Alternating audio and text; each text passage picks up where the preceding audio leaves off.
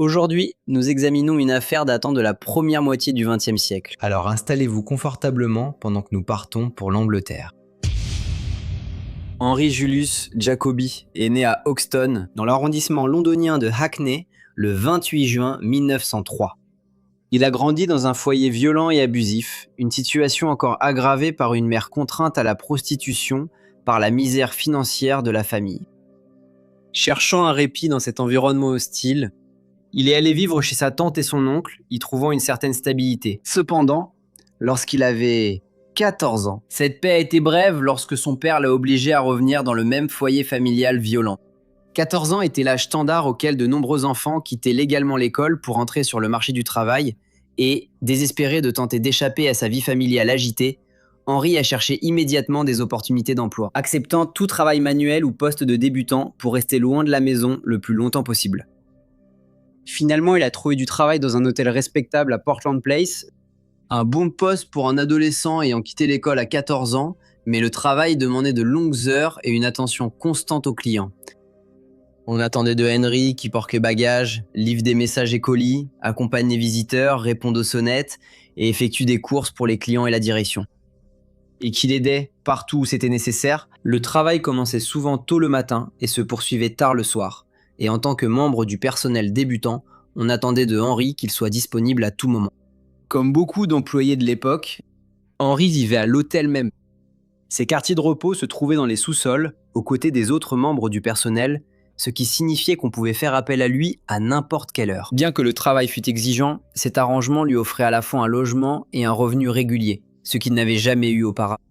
Parmi les résidents permanents de l'hôtel se trouvait Lady Alice White, la veuve de Sir Edward White. Sir Edward avait été une personnalité publique éminente, ayant occupé le poste de président du Conseil de Londres de 1909 à 1910, avant sa mort en décembre 1914. Après son décès, Lady White s'est engagée dans des œuvres caritatives et s'était installée à l'hôtel Portland Place en novembre 1921. Elle avait 65 ans et était devenue bien connue, aussi bien de la direction que du personnel de l'hôtel. Elle occupait la chambre 14, une suite confortable au premier étage donnant sur la rue, et elle était considérée comme une cliente courtoise et attentionnée, qui traitait les employés de l'hôtel avec beaucoup de gentillesse.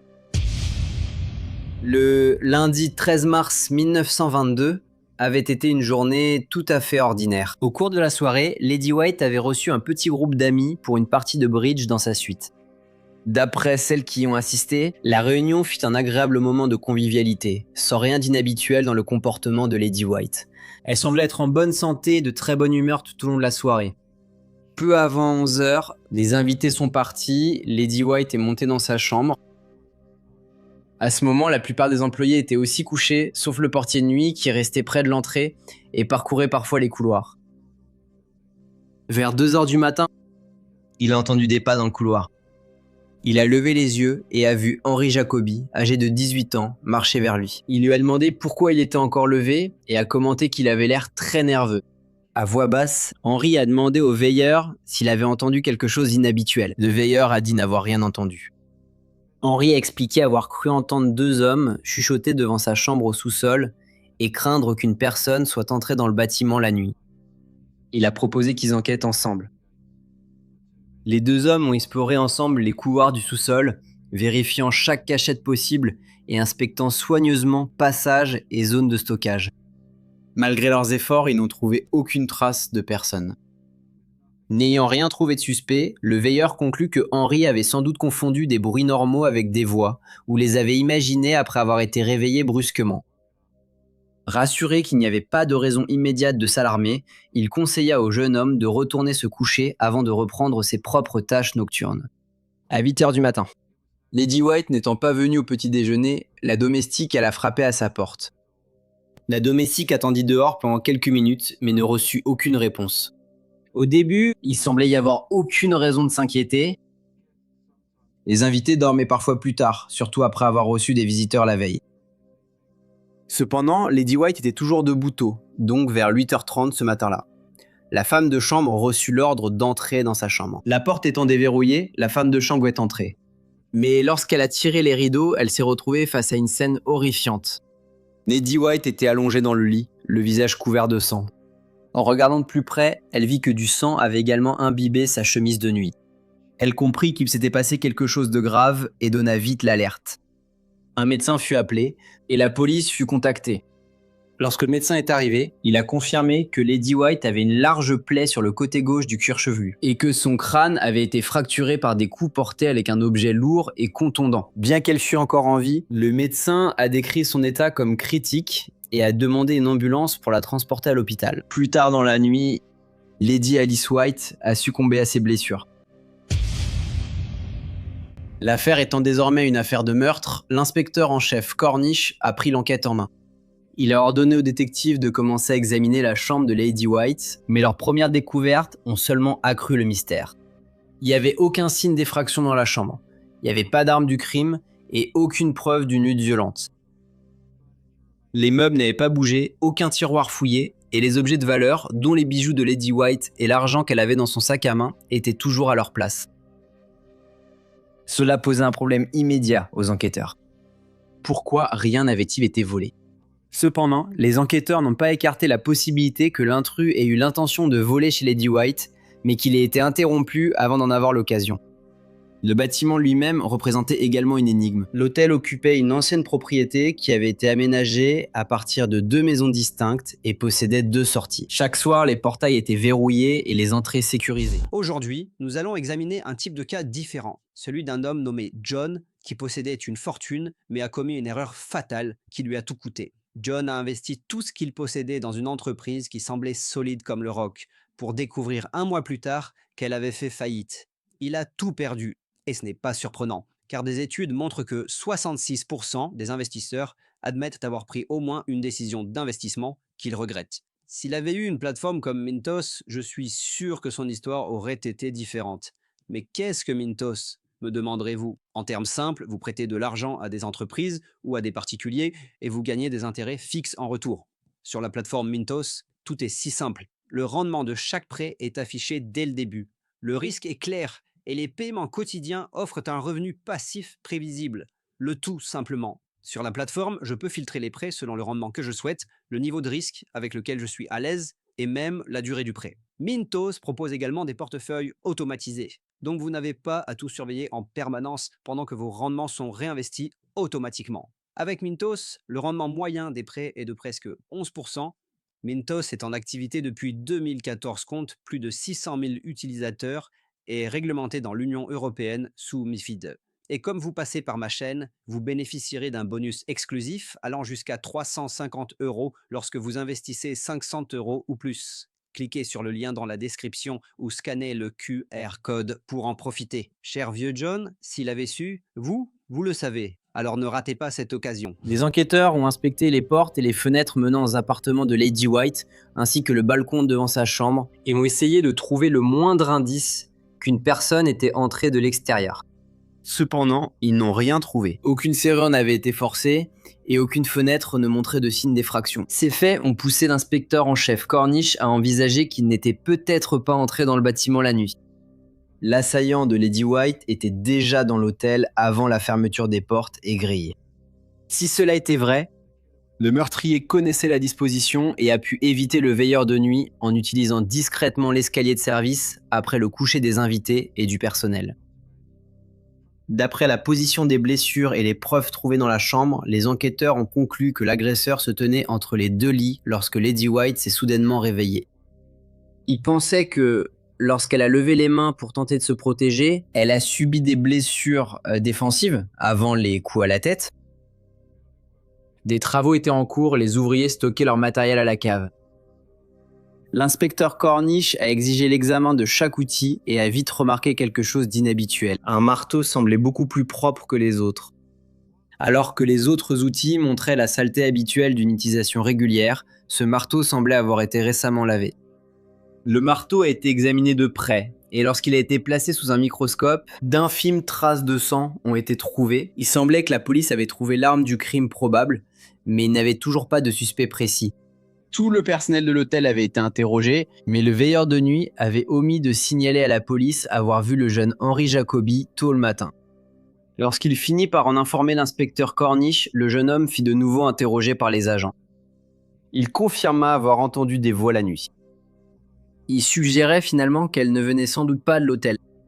Au lieu de cela, il a suggéré que les bruits pouvaient venir d'hommes qui parlaient dans la rue au-dessus de sa chambre au sous-sol. Les enquêteurs ont décidé de tester cela et de vérifier si des voix provenant de la rue pouvaient effectivement être entendues en bas. Leurs tests ont prouvé que c'était possible. Pour le moment, le témoignage de Henry ne pouvait pas être réfuté, et les enquêteurs ont accepté à contre-cœur que le mystérieux chuchotement n'avait peut-être aucun lien avec le meurtre. Et ils n'étaient pas plus près d'identifier l'agresseur de Lady White. Scotland Yard poursuivait son travail méthodique pour écarter chaque suspect potentiel. L'une des premières étapes de ce processus consistait à mener des enquêtes de fond sur chaque personne ayant eu accès à l'hôtel la nuit de l'attaque. Ils vérifiaient les références, la situation familiale et les antécédents, cherchant tout ce qui ne collait pas. C'est au cours de ces enquêtes que des questions ont surgi au sujet d'Henry Jacoby. Il avait dit au détective que sa grand-mère, qui était censée vivre à Saint-Albans, lui donnait une allocation de 5 shillings chaque semaine.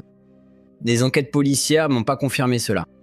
Les détectives ont également découvert qu'Henry s'était enfui de la maison de son père après avoir volé 10 livres à l'un des pensionnaires. Bien que le vol n'ait aucun lien direct avec le meurtre de Lady White, cela démontrait une volonté de voler et jetait un doute supplémentaire sur sa crédibilité. Les policiers ont de nouveau fouillé sa chambre et cette fois, ils ont trouvé un mouchoir taché de sang. Lorsqu'on lui a demandé de l'expliquer, Henry a déclaré qu'il avait eu une saignée de nez après un entraînement amical de boxe avec un autre porteur. La police jugeait cela improbable au début, mais après avoir interrogé le porteur, il a confirmé que l'incident s'était déroulé exactement comme Henry l'avait dit. Une fois de plus, ce qui semblait d'abord suspect avait en réalité une explication innocente. Même ainsi, l'inspecteur principal Cornish se trouvait de plus en plus préoccupé par Henry Jacoby. Ce n'était pas seulement les incohérences de son passé qui l'intriguaient, mais aussi le comportement du jeune homme. Chaque fois que l'inspecteur lui parlait, Henry semblait étrangement désireux de parler de l'affaire. Il proposait sans cesse ses propres idées sur ce qui s'était passé et semblait fasciné par chaque étape de l'enquête. Au lieu de simplement répondre aux questions, il proposait spontanément théories et observations non sollicitées. L'inspecteur trouvait cela assez étrange. Et plus Henry parlait, il était de plus en plus convaincu que son comportement n'était pas tout à fait normal.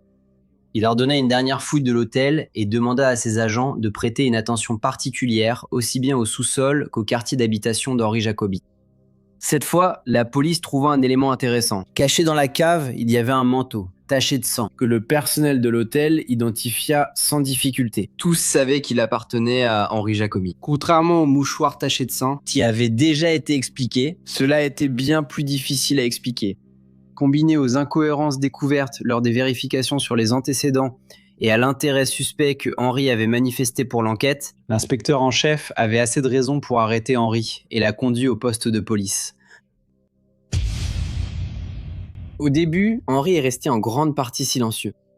Les enquêteurs l'ont interrogé sur les preuves qui avaient été trouvées et sur les contradictions dans ses déclarations précédentes, mais il a peu répondu. Il a semblé à un moment que l'enquête était de nouveau au point mort.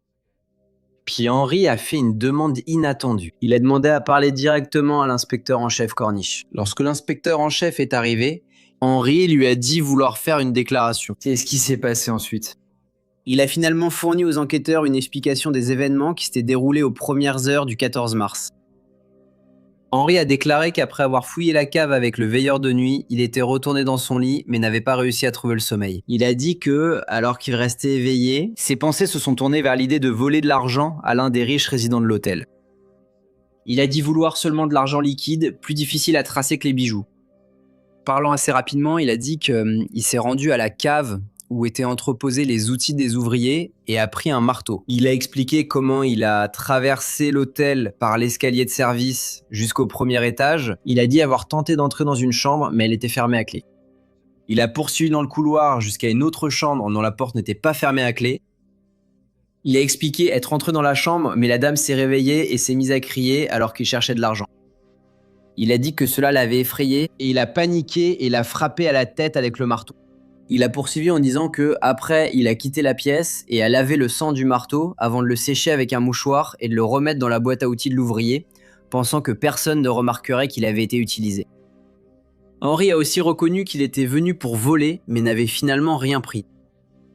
Cette confession expliquait pourquoi il n'y avait eu aucun signe d'effraction, pourquoi les objets de valeur avaient été laissés intacts et pourquoi le meurtrier avait apparemment disparu sans attirer l'attention du veilleur de nuit. Satisfait que les preuves confirmaient les aveux d'Henry lui-même, le jeune homme de 18 ans fut inculpé du meurtre de Lady Alice White.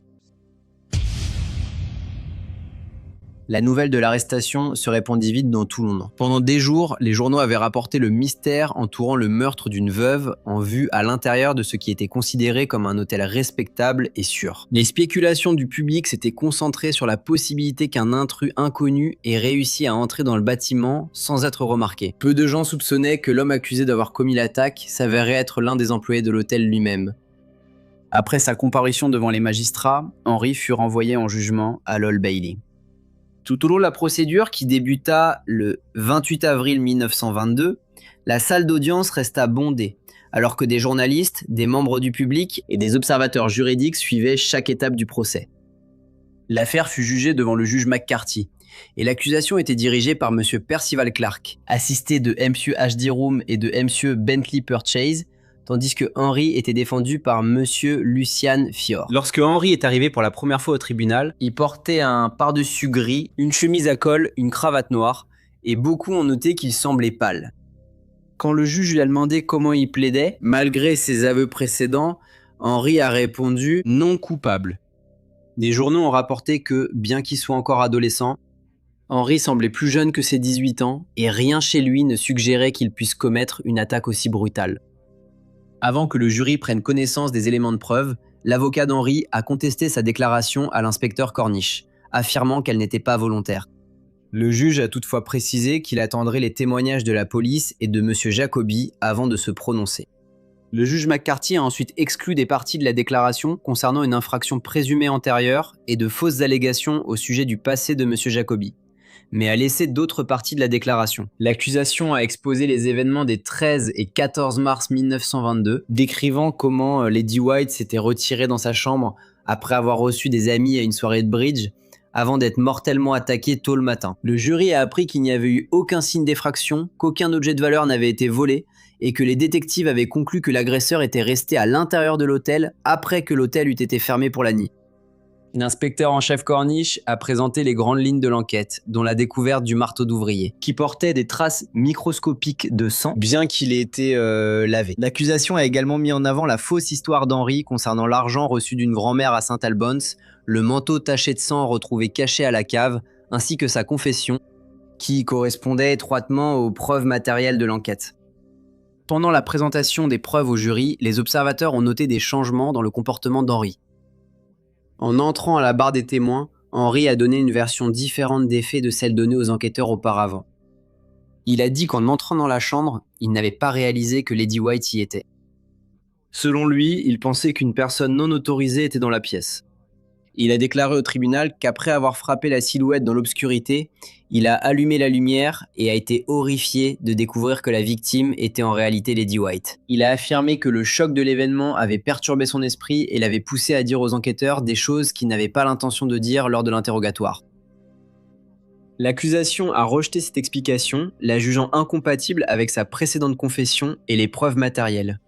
Ils ont soutenu que Henry était entré dans la pièce avec l'intention de commettre un vol et s'était armé d'un marteau avant de quitter le sous-sol, ce qu'il n'avait fait que dans l'éventualité où il aurait rencontré une résistance. Après avoir entendu toutes les preuves, le juge a résumé l'affaire avant d'envoyer le jury délibérer sur le verdict. Ils ont délibéré pendant un certain temps avant de retourner dans la salle d'audience pour demander des éclaircissements juridiques supplémentaires. Ils ont informé monsieur le juge McCarthy qu'ils étaient parvenus à la conclusion unanime que Henry était entré dans la chambre de Lady White avec l'intention de la voler plutôt que de la tuer. Ils ont demandé si, dans ces circonstances, ils pouvaient rendre un verdict d'homicide involontaire au lieu de meurtre.